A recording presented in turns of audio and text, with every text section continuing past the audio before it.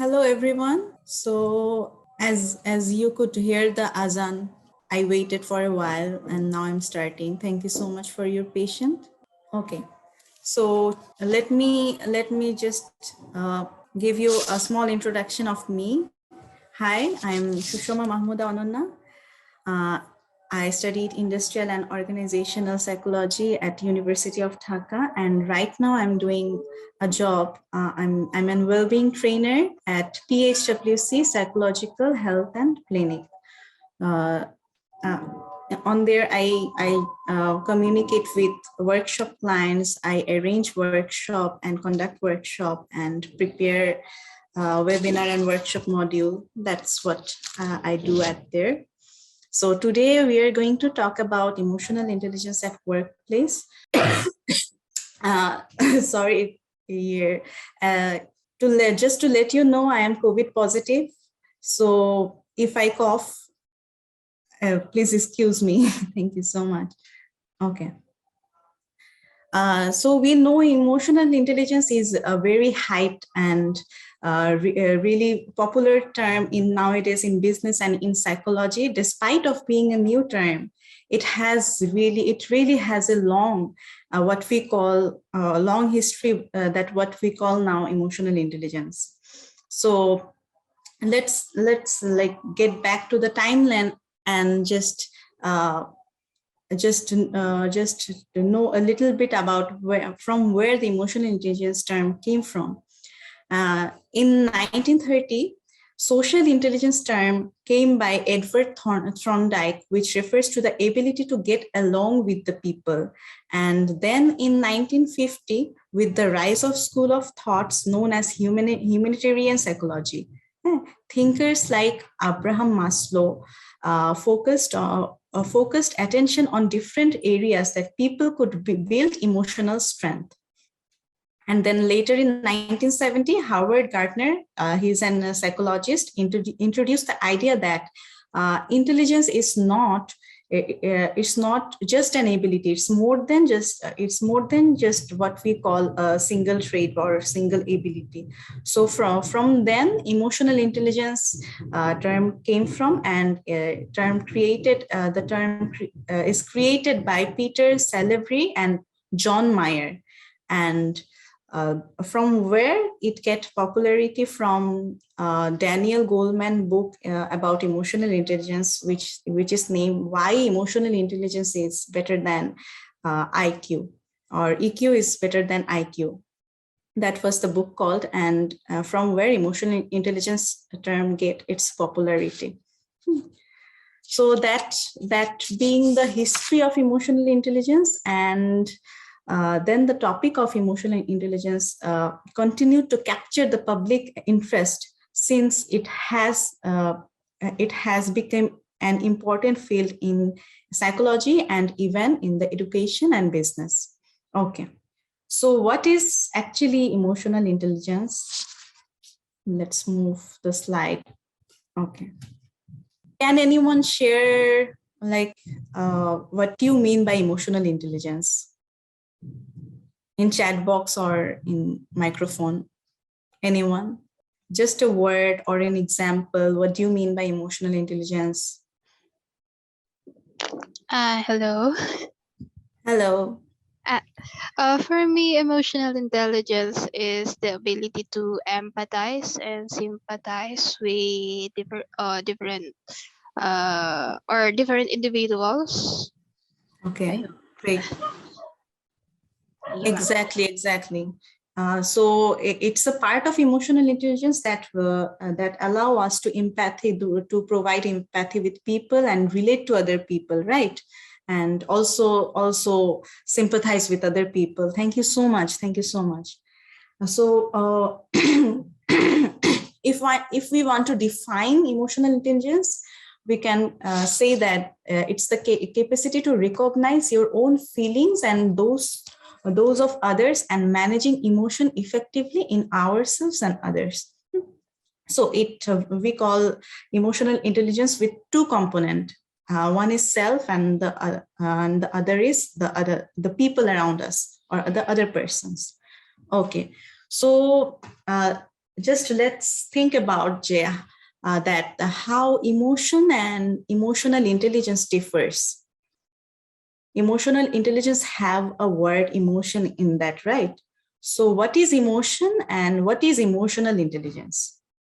So emotion is what we call the strong feeling that we feel about any person or any particular situation. And emotional intelligence is about recognizing your feeling and others' feelings and managing your own emotion.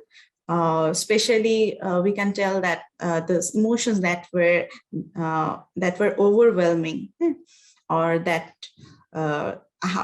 to know us how to regulate that emotion, that particular emotion, in a productive way, effectively. So we can tell that it is the ability to identify and manage your emotion and the people around you. Let's say if I know, if I can know what I am feeling, if I can know what my emotions are and what I'm going through, and then I do have the capacity to regulate my emotion. Yeah. That part is the self part of the emotional intelligence. Then the other part, with the people and the people around us, that if we know the emotions and the feeling the people around us are experiencing, and inspire them and help them to regulate their own feelings. Yeah. That's so that we can have a rational conversation and have a healthy relationship. So that leads us to this part that we call the attributes of emotional intelligence. I have said already, emotional intelligence have two parts, and one is self and the other one is other, or the people around us. And it's surrounded by our awareness, and then after the awareness, it comes to the part management. So first we have self-awareness. So what is self-awareness? Let's just think about, what do we mean by self-awareness? So it's basically the ability to recognize your own emotion or own feeling, and how your emotion and how your feelings are affecting your thought and behavior. So it is called self-awareness. And now come to the self-regulation, that how we use our self-awareness, how we use our emotions, and how you use our feelings to regulate in a better regulate that to achieve our goals, or achieve what we want, or manage our daily life stress. So it basically what you wanted to done from a particular situation, rather than carried away by the emotion, which is called self-regulation. And then we come to the social awareness part. This is the other and the awareness quadrant part. So here, when just let's think about when a person comes up to you and wants to talk to you about something on particular matter, rather than listening to the words of the people, you will listen the words of the emotion they are expressing, or the emotions they are going through. It's what someone just called empathy, and giving sympathy and empathy, or relate to other person. That is called social awareness. And relationship management is basically the mixture of all this: knowing ourselves, knowing the other person, regulating or managing our own emotions, that leads us to relationship management. So relationships are complicated, right? And relationship doesn't build in a day. It will take a long time, either with your colleague or your family member or friends. It will take some time to build a relationship. The component that help us to build a relationship, that we have to be aware of ourselves, our emotion, feeling, and what we want.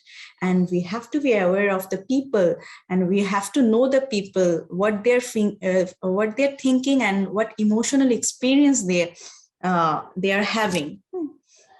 And with the chemistry of that, we build a relationship, and which leads us to healthy relationship management. So these are the 4 parts of emotional intelligence. And as being the important topic in psychology and business sector, these parts, these components are really important for being successful at a workplace or in life. So I'm just putting a question up here, Jay. How much important do you think to understand your own emotion regulation at workplace? How much important do you think to understand your own emotional regulation to succeed at your workplace? So to answer this question, I'm just going to give you a link at the chat box. You will find a link at the chat box. I'm just give me a minute to put it out there. Just have 2 options, agree or disagree, or very or not so. 2 options, and you just put your opinion on that options. Just give me a minute. And meanwhile, let's just think about how much important to manage your or regulate your own emotion at workplace. Okay.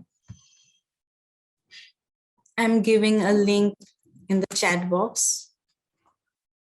Please visit the link and just put your opinion, or just a tick mark, very or not so. Do you find the link?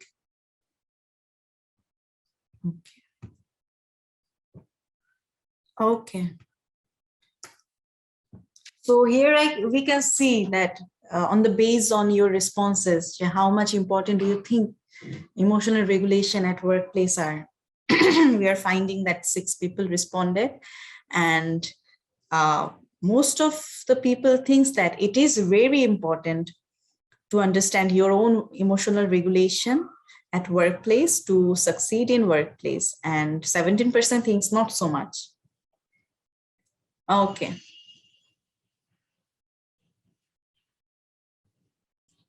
Thank you so much for responding. And just put it here.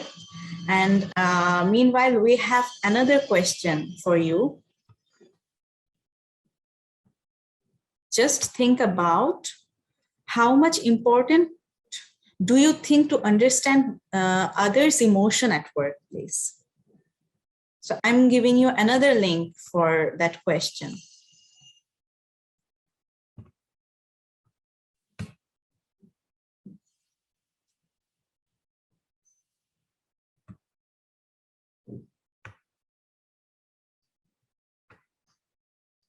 Okay.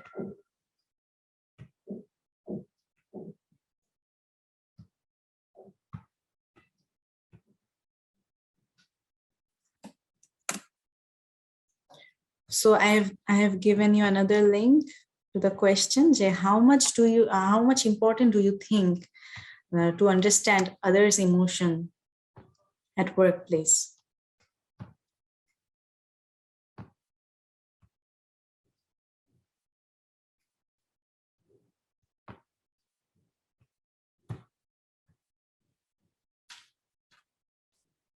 So I'm finding so far 100% of you think that to understand other emotion at workplace is very important. It's really anonymous. That's great.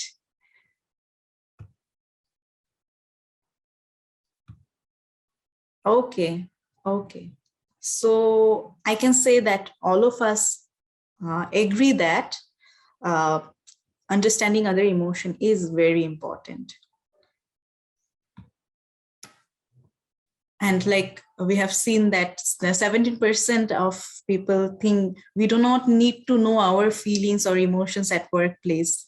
But how can we assess other people's emotion without assessing ours, right?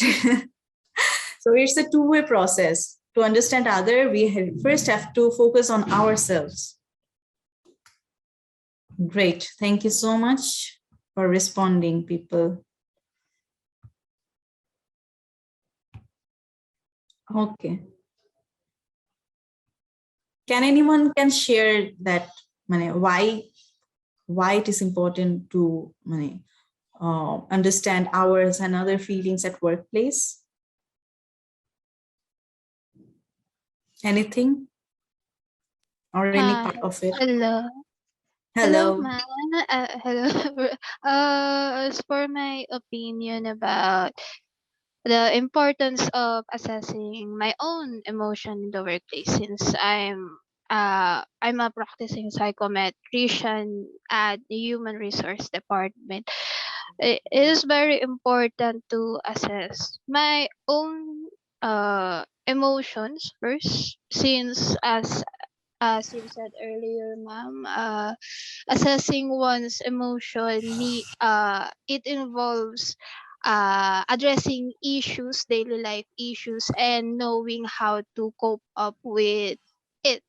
And once that those issues are assessed and had been concluded, then we can also see it, or we can also assess, or we can also see it is we can easily empathize with other employees, or our workmates. We can easily Yeah. empathize with them. Yeah, absolutely. Thank you so much Thank for you, putting ma'am. it that way. Thank you. Absolutely right. You are. Thank you so much. And anyone else want to share something about how much important to regulate our and others' emotion in success, in workplace?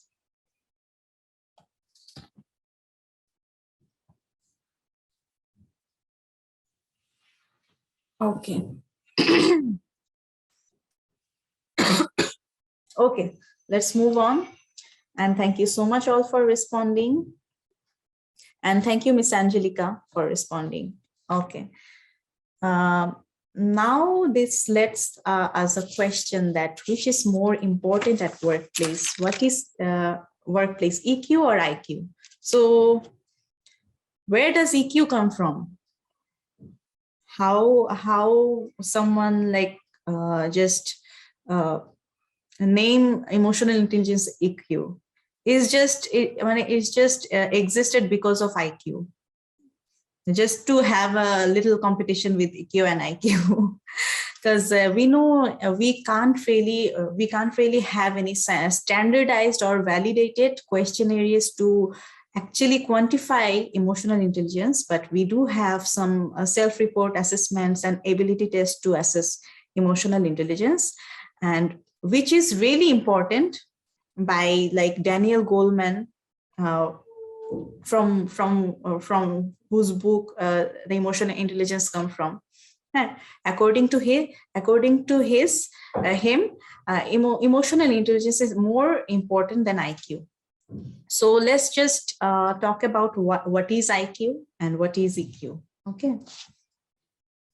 So first we would like to state the question that what is more important in determining success, book smarts or street smarts? It's a really uh, controversial question. Who are the smartest, book smarts or street smarts? Okay.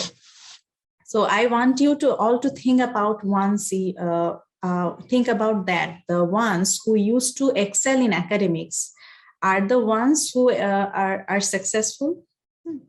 We have people like who are always into books and always have good grades.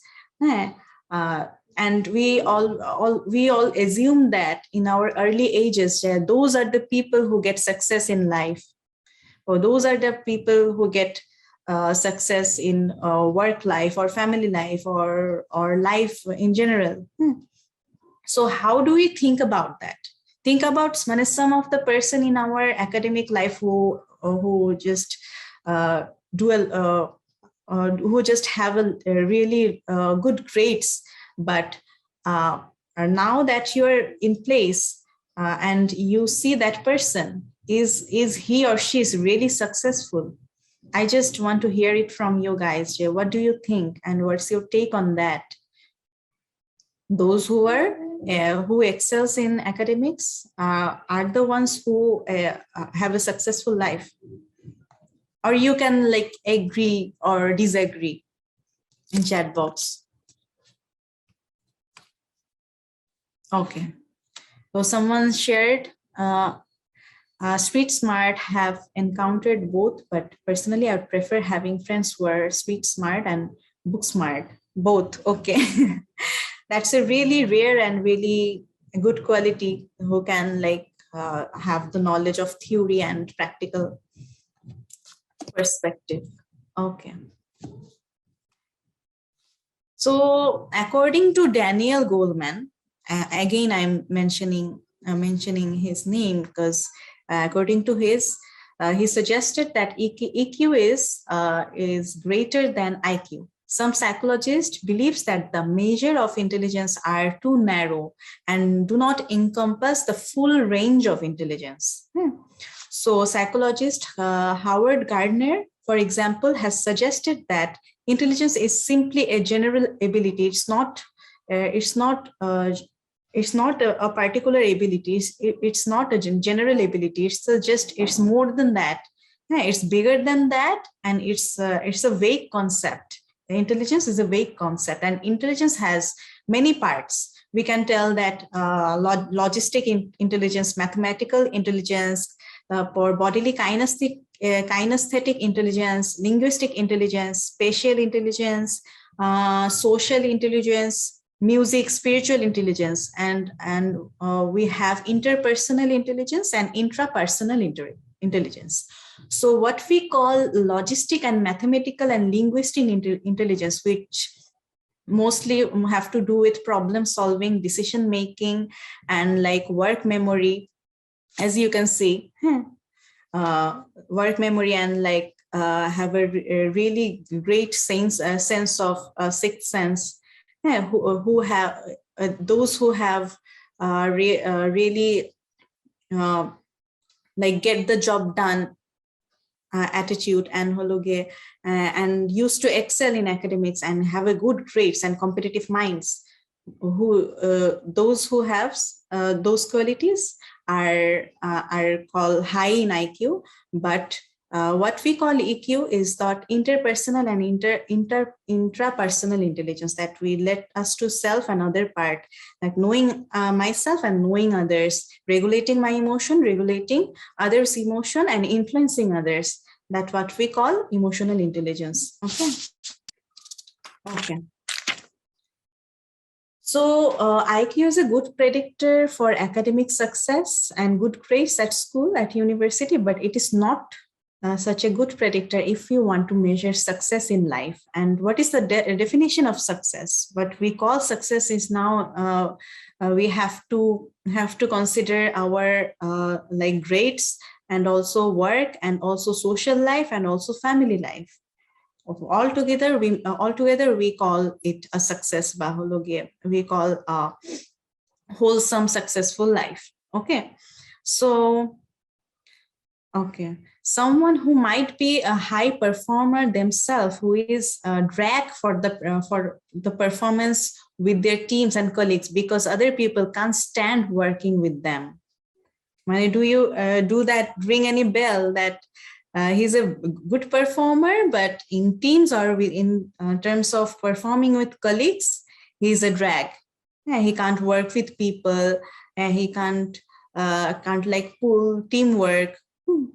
He can't gel, but he can't like mix with people in general. If you know somebody working like that, you will understand it's not all you need for working.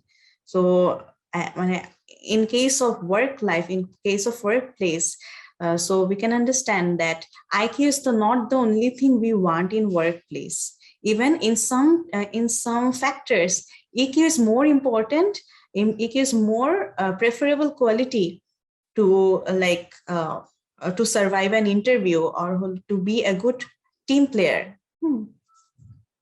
Okay, so just to conclude that, I'm just putting an example. EQ must help you to have a good grades in academics, but IQ help you to get good grades in academic, but EQ help you to regulate and overcome stress during the exam pressure. So what we called emotional intelligence. Okay, so moving on. So we are talking about emotional intelligence at workplace and how it is related and how it is really matters in business and workplace, how it worked in business. Okay, so many companies now, like especially outside of Bangladesh, mandate emotional intelligence training and use EQ test for hiring process. They use EQ test to judge or assess their employees. Research had found that individuals with strong leadership potential also tend to be more emotionally intelligent, suggesting that a high EQ is important quality for business leaders and managers. So what do you understand about that? Let's think about a manager or leader, what he has to do. He has to like put together a high range of people with different personalities, different dynamics, different backgrounds together. He has to manage the team, and he has to bring the best out of individual and also accumulative out of the team. Okay, so that's why emotional intelligence is a must-have trait or quality that we want in a leader or a business leader or a manager, because he has to work with the people, he has to manage the people, he has to regulate the emotions of the people and his or her team. And like in some statistics, we see that 90% of the high performers are high in emotional intelligence. But are we like practicing emotional intelligence skill like the other skill we are practicing? Are we giving importance to it? How much time we spend to improve our emotional intelligence? We do like Microsoft courses, Excel courses, and illustration, graphic designing skills, but how much popular, but how much are we giving priority to the emotional intelligence skill by EQ? We are not, actually we are not. And only few people are like spending or investing towards emotional intelligence, having emotional intelligence skill, which is really, really important in our workplace and also in our personal lives. Okay, so when we talk about business, EQ plays an important role in sales as well. So sales agent who ranked lower in EQ abilities such as empathy, initiativeness, and self-confidence sell less than high IQ employees. So it's a research. It's given that the employees who were more in EQ, they are selling more products, they are engaging more people, and the productivity is also getting higher. Okay. Okay, my slide is not visible. I'm resharing it. Thank you for letting me know. Okay. Is it visible now? I guess. Okay.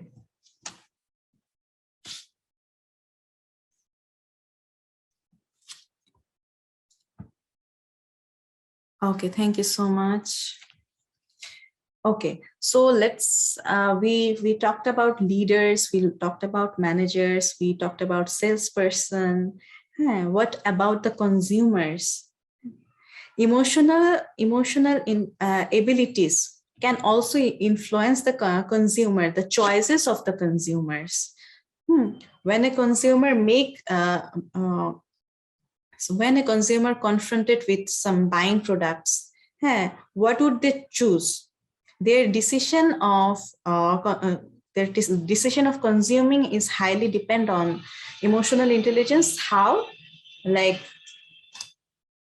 like uh, think about it. If you buy the product you are trusting to, you buy the product, which product is communicating to you, which product do you highly relate.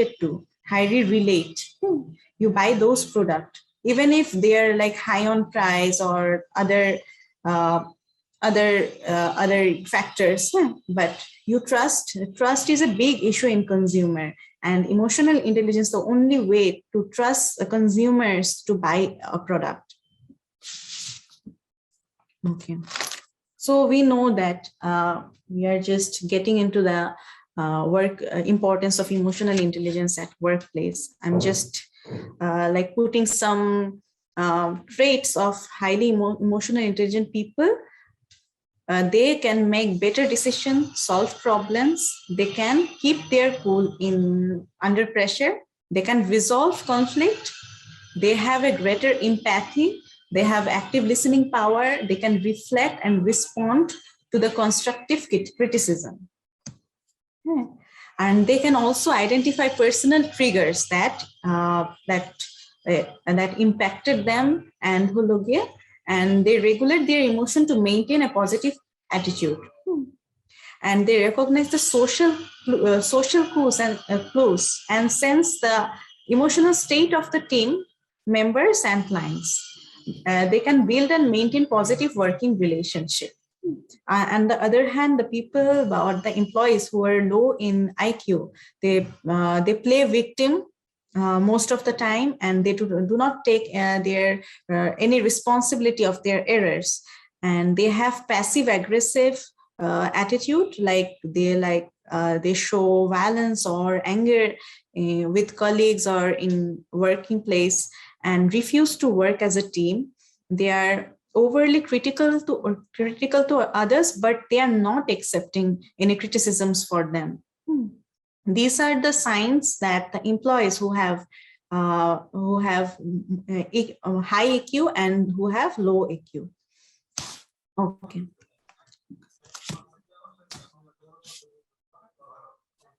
So another study I want to share, according to Harvard and Stanford University. So 85%, 85 to 86% of success depends on our EQ rather than IQ. So the answer to our previous question, if we define success as a whole, emotional intelligence is more important than IQ. Okay. So we are getting into the part, we are breaking down emotional intelligence component, and first we have self-awareness.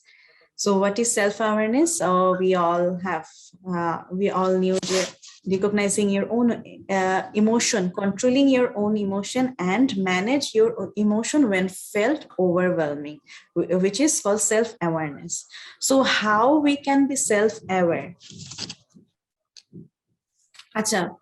So before getting into that, I just I want you all to just participate in a small activity where you'd write or think about 3 strengths that you have and 3 things that you like to improve. Just identify. You can take help from the man in front of you and the adjectives that are you're seeing on the screen, or you can use outside resources or like outside words that come to your mind. Okay. Just think about or write 3 strengths and 3 things you want to improve on yourself. I just give you like 3 minutes. Just think about it and write it.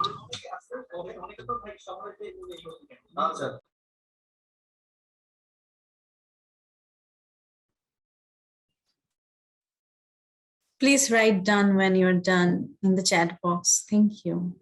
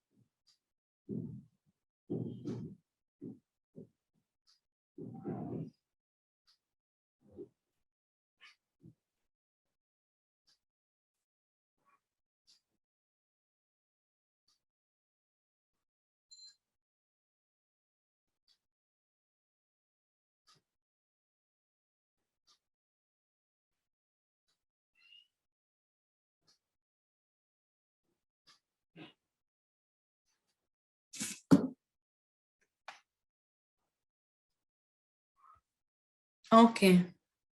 So I'm seeing that some of you have done it.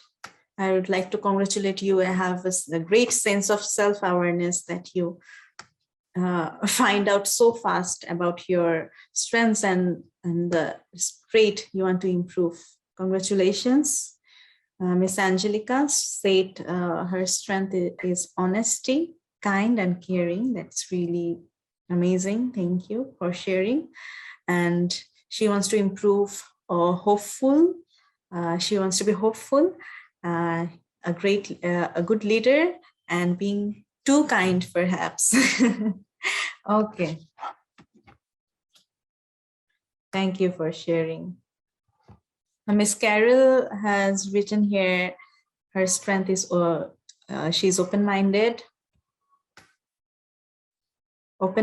eager to learn, and she doesn't give up. That's a really great qualities you have in here.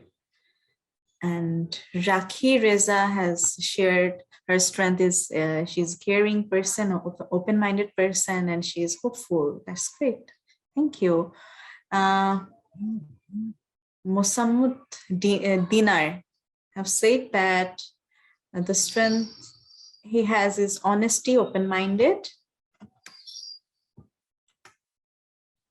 And Carol would like to improve positive leadership quality and spirituality. That's and Umme Habiba Kia have written, because of weak internet connection, I miss it. Sorry for that.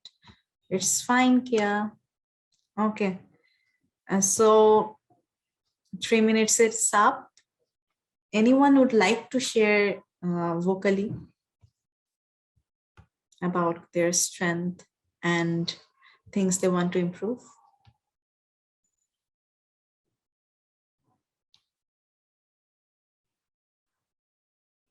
Okay.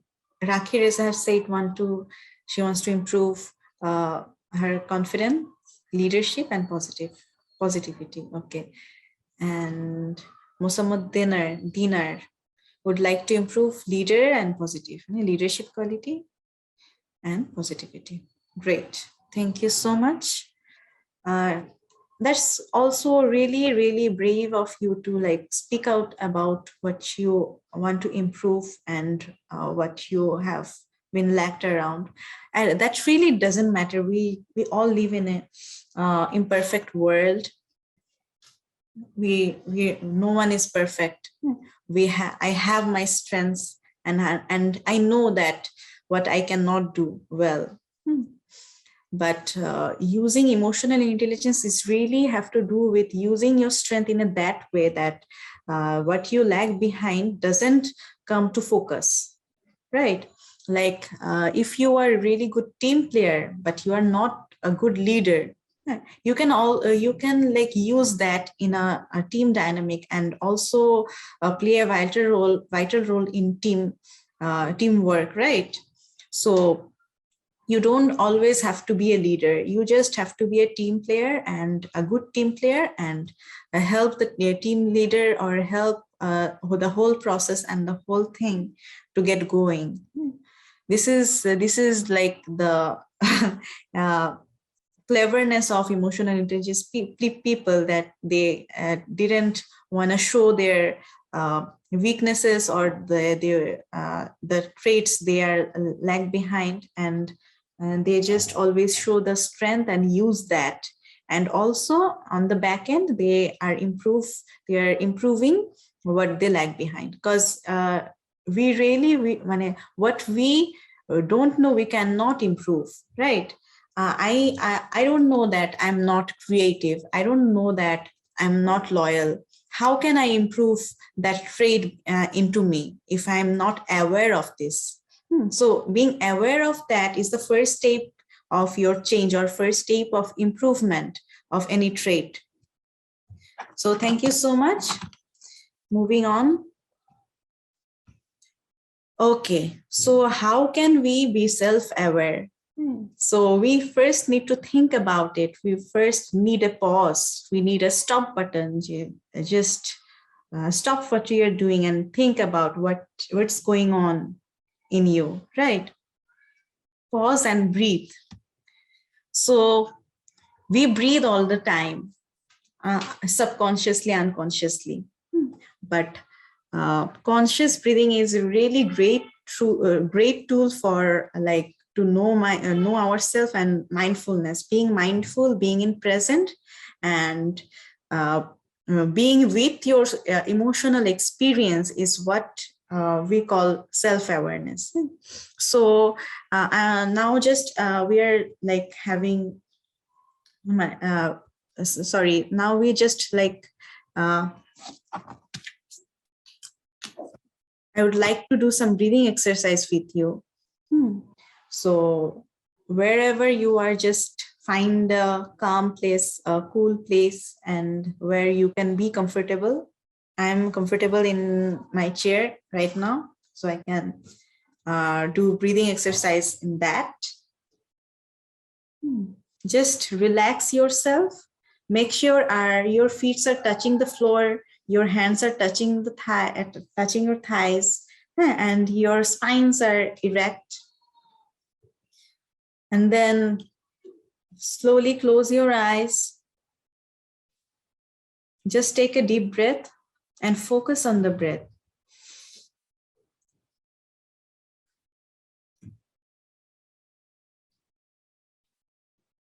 Close your eyes, drop your shoulder, relax your eye muscle, your eyebrows. Just be comfortable and focus on your breathing.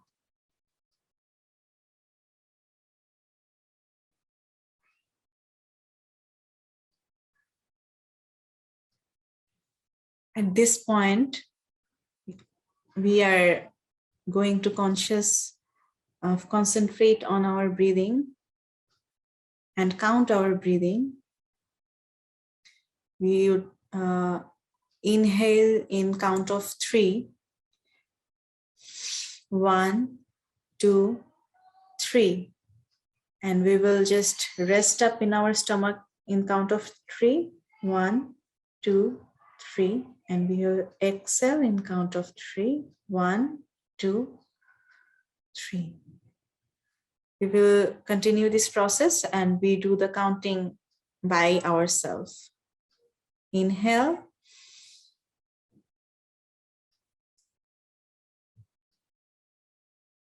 And exhale.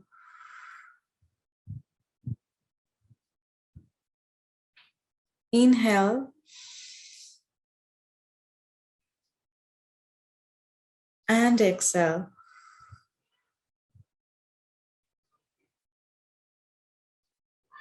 Inhale. Let's focus on how the air have entered your body.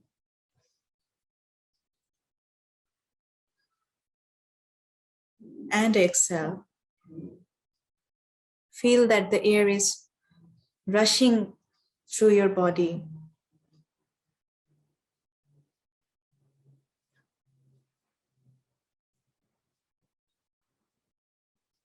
Just have a relaxed moment.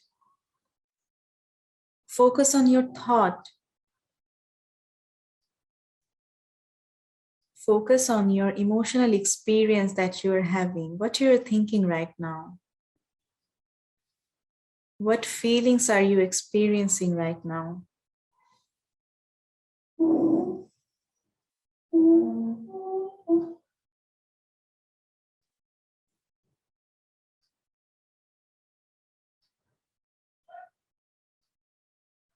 Just focus on your feeling.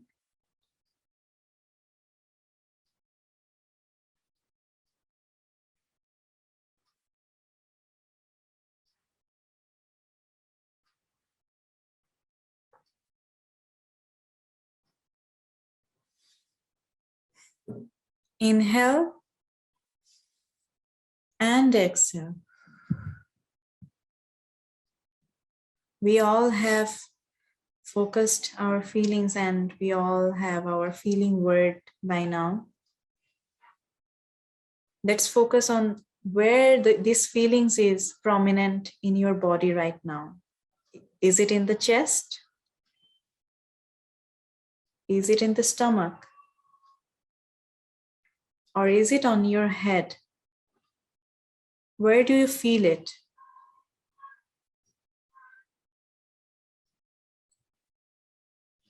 Just focus on the experience you are having. And continue breathing. Inhale and exhale.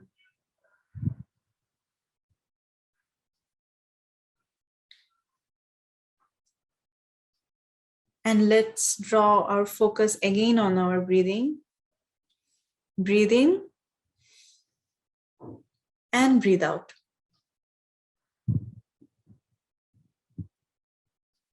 Breathe in and breathe out.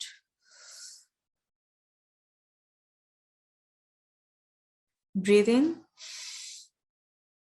and breathe out.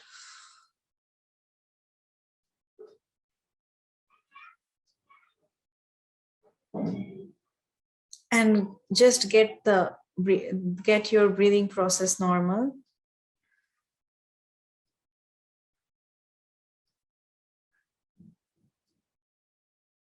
And we are gonna open our eyes closely.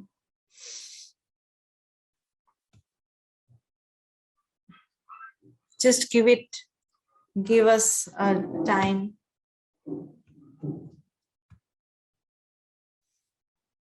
Okay. So this is one kind of breathing mindfulness that we have done, and we have also focused on our feeling on that moment and our emotional experience as well. So this process can be practiced, if you want to build self-awareness within yourself. Thank you so much for being with me. And now I'm just going to level some emotion. So whenever someone asks me, how are you? How are you? Hey, how you doing? What's up? And how do we usually respond? Yeah, doing good, doing fine, but not good. We can say in Bangla, bhalo achi or kharap achi. So doing good has a range of emotion, and bad has a range of emotion. Feeling dissatisfied is bad. Feeling scared is also bad. Feeling loved is good, and feeling like overwhelmed, positively overwhelmed is also good. we need to specify what particular emotion, what particular feeling we are experiencing on that moment. So it's a matter of practice. We just like, I am like writing some of the feeling word, and I expect the help of you guys, like tell me the what kind of emotion or feeling word we can use in our daily life. I'm started writing. You will help me by writing feeling words in the chat box. Okay. So as we call satisfied, stressed, sad, confused, feared. I feel grateful. Okay. Umme Habiba Kia said happy. Happy. Feeling boring. Great. Thank you so much. Anyone else? I want your help on that. Motivated. Frustrated.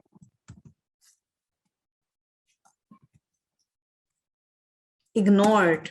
Very good.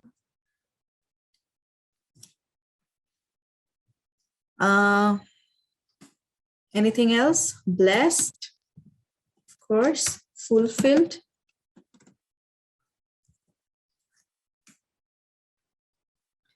Feeling cared.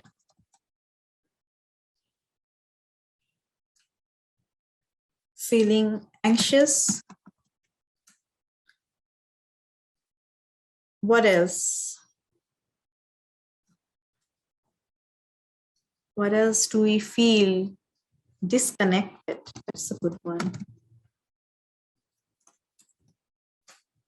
Connected. We wrote motivated. We can write. I can like start from here. Demotivated, right? Demoralized.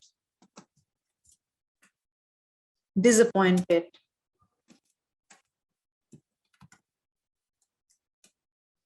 Lonely. Great, thank you. Lonely or alone? What else?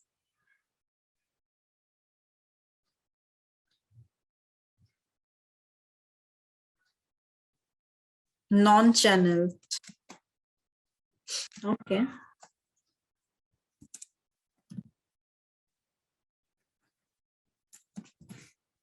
Joy. Delighted. Great. Peaceful. Being peaceful. What else?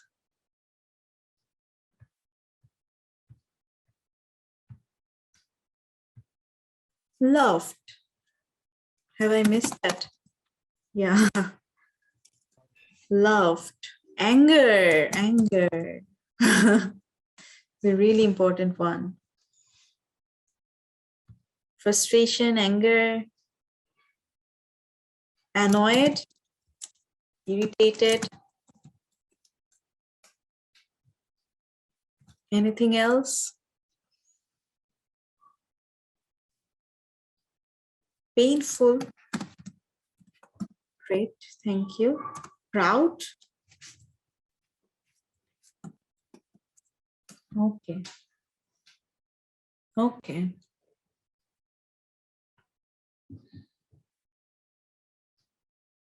Dejected. Great. Thank you. Anything else? Satisfied? That already been put. Thank you so much. Okay. And much more. We know that, right? And much more. So this is one way to be self-aware. Like level your emotion. Either are you stressed? Are you feeling bad? Which bad? Are you sad? Are you stressed? Or are you feared? Yeah. Or you are bored? Which one is it? Right. So whenever next time someone asks you, how are you feeling? But how are you?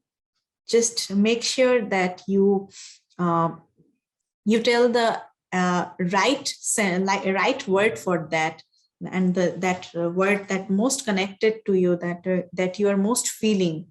Right. Okay. Thank you so much. And moving on to our next segment. So how much time do I have? Can anyone tell me? I just lose the track of time right now.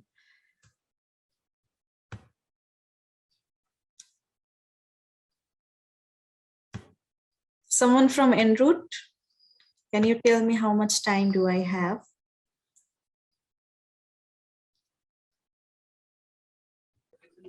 No problem. Take your time. Okay, great. Thank you so much. So that's like how we have discussed how we can build our self-awareness part, and next we we'll be talking about self-regulation. And here we first have recognizing your emotion is the first step of self-regulation. So as I said, you have to know that you have to know your strength. You have to know how you're feeling to regulate that emotion. Like in our daily life, we are like habituated to be stressed, or we are habituated to be anxious, and we don't really address when in the initial stages of stress and anxiety. So that's why it get really really overpowers us, and it dominate all of our feelings. So self-awareness is the first and very really important step to regulate your emotion. And as we know that emotions are very powerful. Emotions like, and the language is also very very powerful. If you name your emotion, that keeps your brain going, that keeps your uh, uh, rational mind going. If you name that emotion, and that automatically leads to your self-regulation part, right? So when you are aware of your emotions, when you are aware of your intuitions, so, and you are naming it, you're naming your emotion, and you are aware of your emotion, you can then think about what I can do with this emotion. Is it helpful or is it not? If you think that it's not helpful for you, you can manage it. Like you can apply stress or anxiety management techniques, or is it and useful emotions, and with useful emotions, you can like turn into actions. Like for example, I if I give you an example, like tomorrow is your report submission, and you're feeling really anxious. So first recognize your anxiety, recognize your feeling, and then like how this anxiousness help you to finish your report by today. So make use of that emotion and turn it into an action. We know that too much emotions is not bad for our health, so does too less emotion. Emotion is important, but for the appropriate amount. That's where the term comes, emotional management. We don't like to like vanish anxiety or vanish stress. We just direct stress and direct anxiety to be more productive at workplace or in personal lives or getting the job done. So intuitions are just knocking at the door that I have to do that, I have to finish it, or it like rise our body and like give the red signals and give the signals to our body that we have to do something and there's a danger ahead of us. So emotions help us with that. So I already told you, Jay, how you manage your overwhelming emotion. And next we have social awareness. What is social awareness? Now that I'm aware of myself and I'm aware of my emotions and I can regulate my emotion, and I'm not letting my overwhelming emotion to ruin anything, then I can be social aware. Social aware, like look out the people around us, how they're doing. When a person comes to talk to you about something, about some matter, so what you see the words they're telling, you see the word emotion they're feeling, and you see their body language, you can hear their tone, you can hear their voice, you can observe that, and you can tell that whether how the person is doing, how the person is feeling, and what's his or her emotional experience she is having, right? Okay. The first component we need is active listening. It's a great tool to to be a really socially aware person, and it's a really great component of emotional intelligence. Active listening. So, like, remember, just think about a meeting, like a conflict. Everyone is talking. Everyone is loud. No one is listening to no one. Everyone they just want to be the loudest, or they just want to put their words the last word. This is what they are aiming for. They are not really listening, and that's where the conflict begins, when we do not listen. The active listening is must when you want to be socially aware, and when you mix your own feeling and want to segregate from other feelings. Okay. So active listening, imagine a colleague of yours, a co-worker of yours is having an issue and having an opinion about something, but you are not agreeing to that. But you still can listen to him or her. The fact that you're not agreeing to her is not stopping you from listening to her or giving empathy to his or him or her, right? So active listening is a really good component that can that people will be recognized, or people can feel heard, can vent with you. Okay. So how can we be socially aware? We told that we observe their words, we observe their tone. I have written words in here again. That would be body language. I'm sharing my screen again.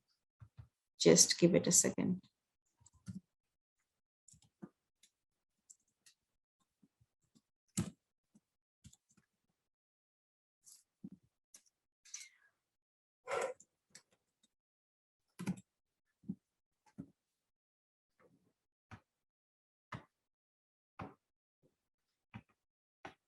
Okay.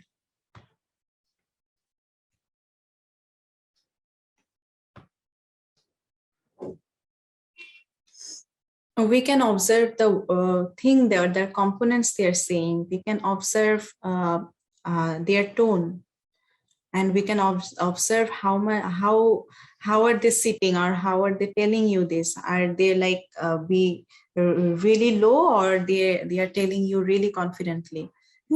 And the emotional component behind what they are saying. These are the tools that can make us socially aware, and to know other people's feelings and emotional experiences. Achha. What is relationship management? Relationship can be like, it can be our personal relationship, or it can be our colleague to colleague relationship, boss employee relationship, right? So it's a very good quality, and it's a really important attribute of emotional intelligence. Just imagine, like, not being able to tell that your colleague is sad, or your colleague is angry or dissatisfied, or your boss is angry to you. So to know that relationship and social awareness is really important. And here we will do another activity, like identify three significant people in your life, name them, and just write two qualities of them. How well do you know them? Two strengths or two qualities of the particular person. First, identify three significant people in your life, and then write two qualities each for each person that they possess, and their or what two qualities that you like about that person. You can write it in the chat box, or just like think about it and share it with us.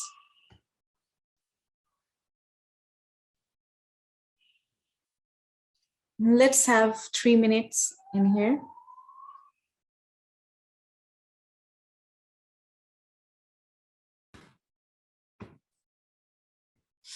We have an answer in here. Thank you for sharing. I'm reading it loud if you don't mind. So one person is her mom. She wholesomely carefree. Her fiance, he is a gentleman, and but is constantly anxious about random stuff. Okay. Colleague, seatmate, she always know how to engage conversation with people. That's a good quality we have. I would like to learn more from her. Okay. So that's that. Thank you so much for sharing. And I would like to congratulate you how fast, like, if we think the people around us, we should know that what qualities they possess, and what are their lackings, and what we can learn from his or her.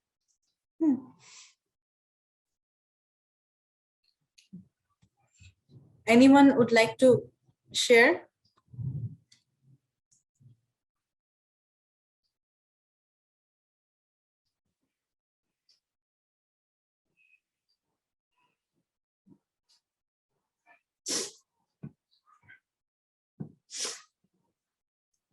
If you have trouble listing people in trouble listing about people in your life, then you should have pay more attention to them, and attention to you as well. Learning something about the people close to you and the people around you really makes really help you to maintain a healthy and balanced, caring, positive relationship with them.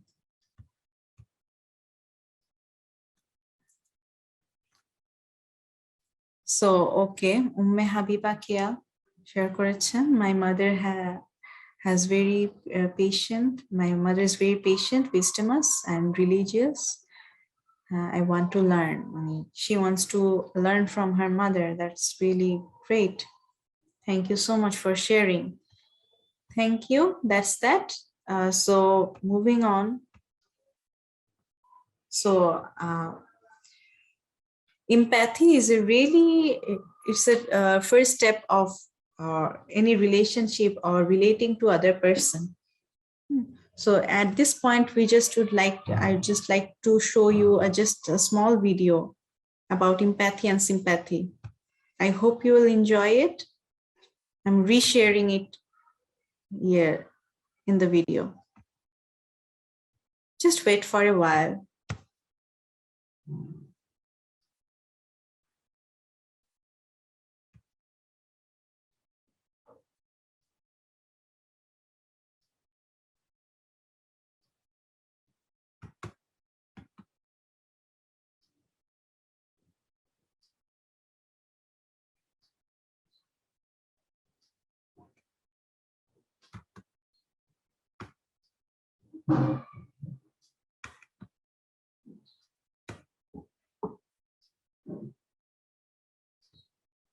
Okay.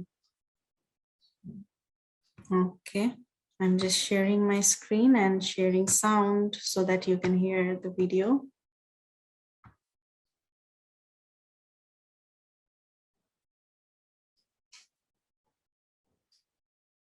Can you share, can you see the screen?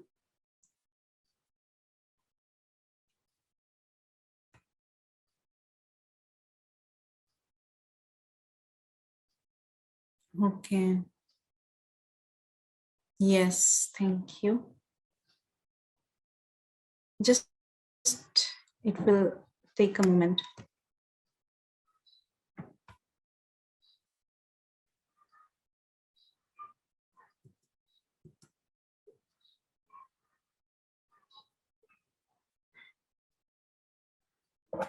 My laptop is acting slow. Please excuse me. Thank you.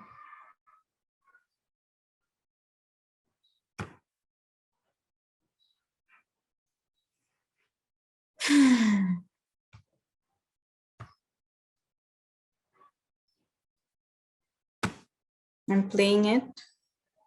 Okay.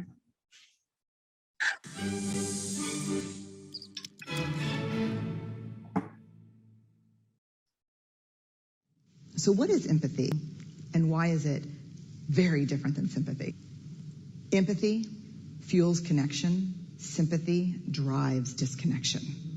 Empathy, it's very interesting. Teresa Wiseman is a nursing scholar who studied professions, very diverse professions where empathy is relevant, and came up with 4 qualities of empathy.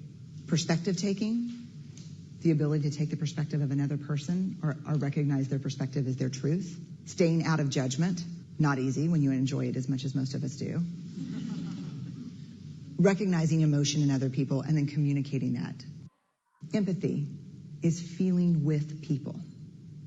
And to me, I always think of empathy as this kind of sacred space when someone's kind of in a deep hole and they shout out from the bottom and they say, I'm stuck, it's dark, I'm overwhelmed. And then we look and we say, hey, you climb down. I know what it's like down here, and you're not alone. Sympathy is, ooh, it's bad, no, you want a sandwich? Empathy is a choice, and it's a vulnerable choice, because in order to connect with you, I have to connect with something in myself that knows that feeling. Rarely, if ever, does an empathic response begin with at least. Yeah. And we do it all the time. Because you know what? Someone just shared something with us that's incredibly painful, and we're trying to silver lining it. I don't think that's a verb, but I'm using it as one. We're trying to put the silver lining around it. So, I had a miscarriage. Oh, at least you know you can get pregnant. I think my marriage is falling apart. At least you have a marriage. John's getting kicked out of school. At least Sarah is an A student. But one of the things we do sometimes in the face of very difficult conversations is we try to make things better. If I share something with you that's very difficult, I'd rather you say, I don't even know what to say right now, I'm just so glad you told me. Because the truth is, rarely can a response make something better. What makes something better is connection. Okay. Did we see the video? Okay. Okay.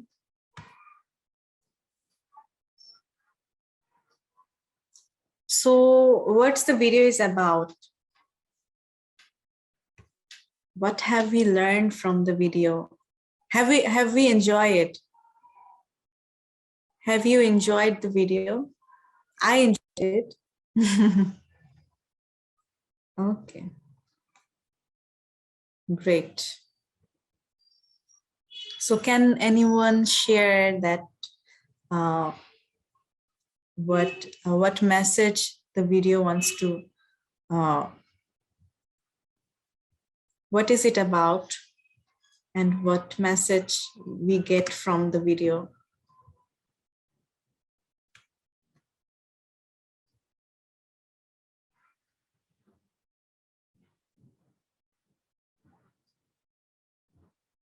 Yeah, it's about empathy and sympathy. Thank you so much. And anyone else?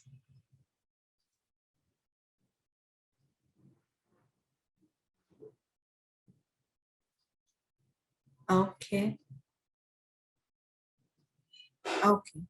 So the videos are really about the difference between empathy and sympathy. And we saw that the what we call the deer. Yeah.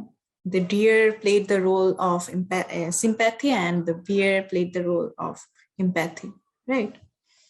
So what we saw in there, that when the fox is sad, he imagines he's in a hollow place, in a dark place, and the bear comes with him and have company, give company to him. Yeah. And just being with someone who needed you is this most important thing, because response is not important. Connection is the most important thing that we are looking for. Just imagine when you are in trouble, or you are having some issues, or you are mentally low, and when you go to one person for support, what do you seek? What do you seek? What do you need in that moment? Do you need a response? Do you need an answer? Not really. You need a connection. You need to feel that the other person is feeling the same as you. Yeah, I need a company. Thank you so much. Right. So giving the answer or silver lining it, we saw that the fox is saying that my marriage is falling apart, and the deer is telling him, at least you have marriage.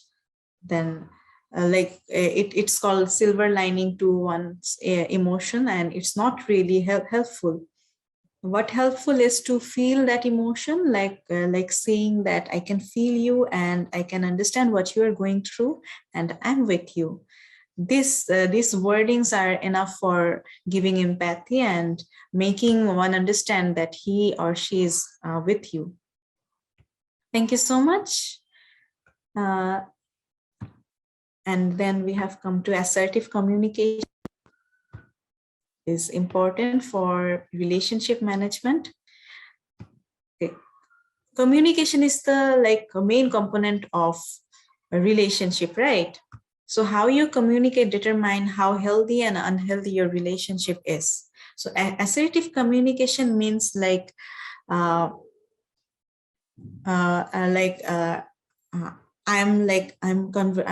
having a conversation with my mother, and she wants me to let's just say she wants me to clean my room, and I just have a lot in my hand already.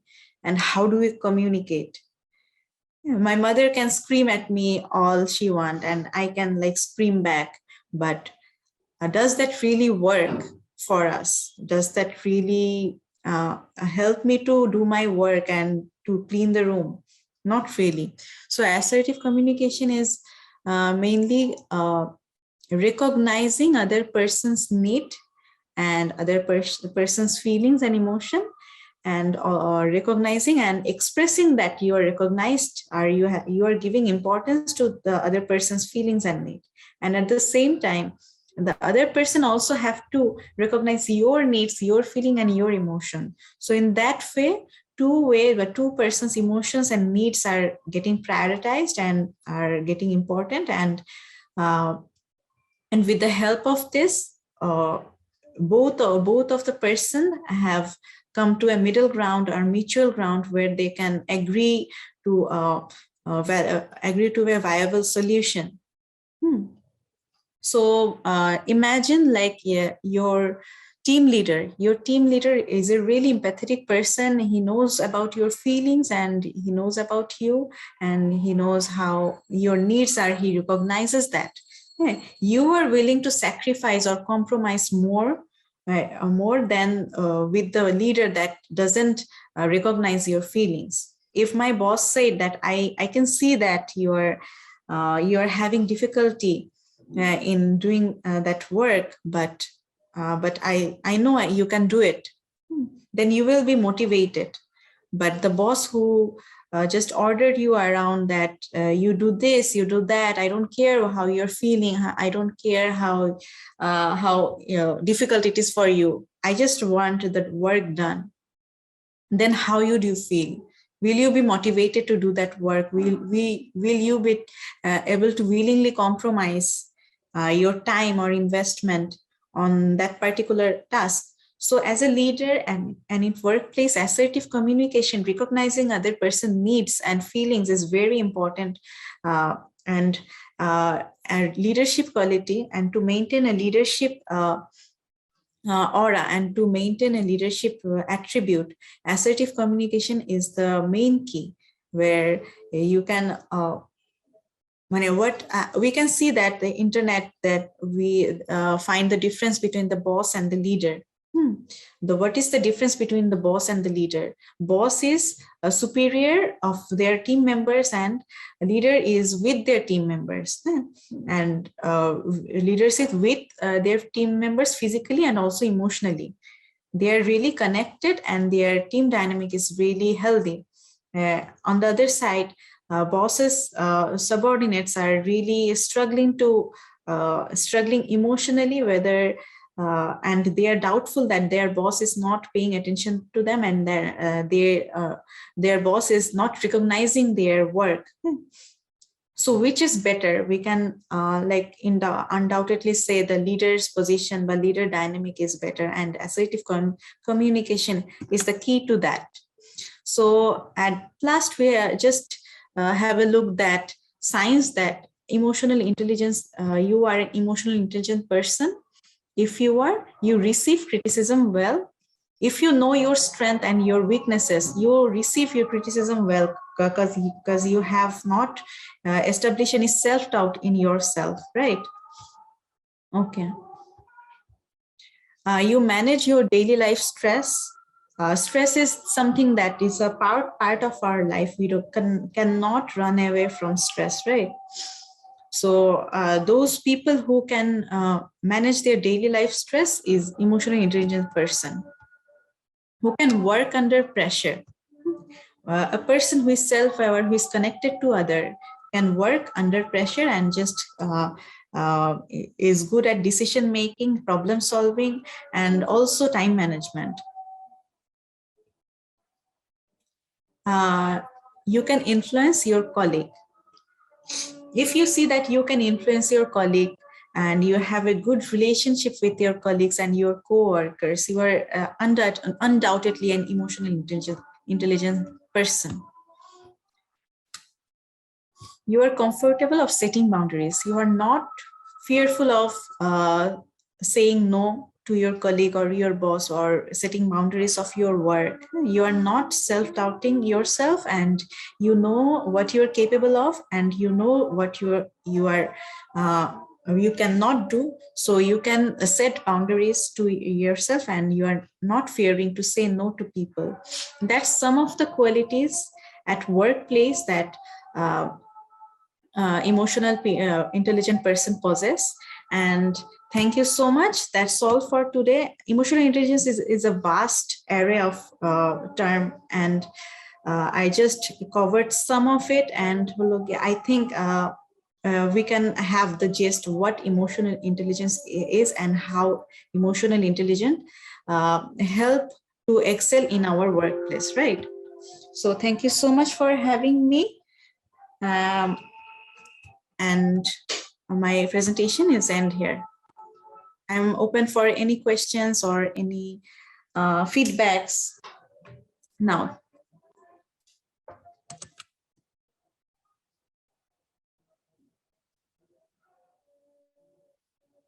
Thank you so much. Thank you so much. Thank you.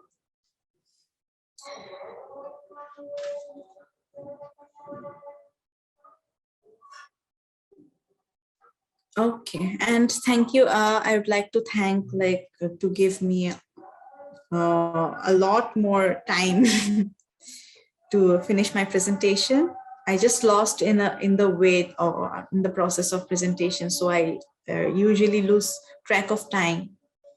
And it's a really interesting and vast topic to cover.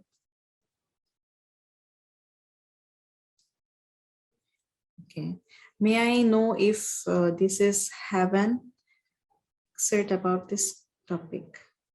Sorry, I couldn't get it. Can you elaborate, Miss Carol?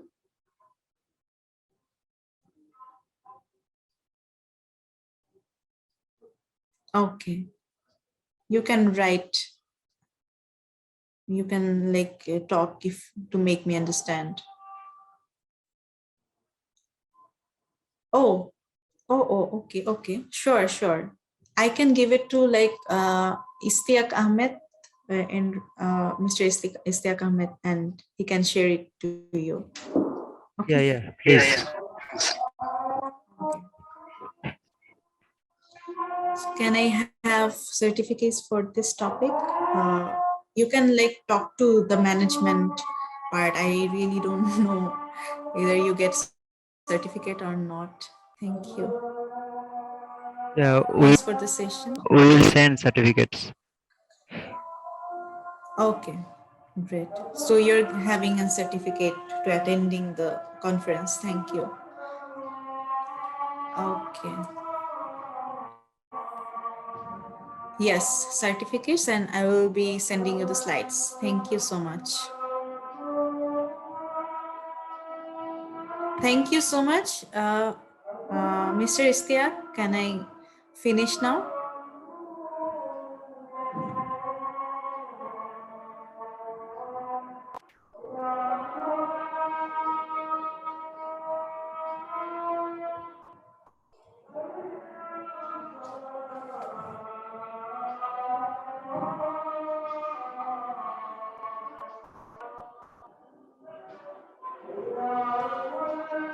I think we are done here, right?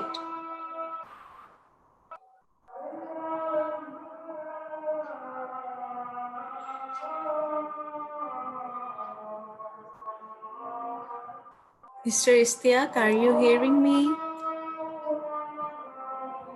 Yeah, I can hear. Yeah. Okay. Please, So thank you so much. please end the I'm session. just thank you so much once again. Okay, Thank you so much for having okay. me. Thank you. Thank you, ma'am.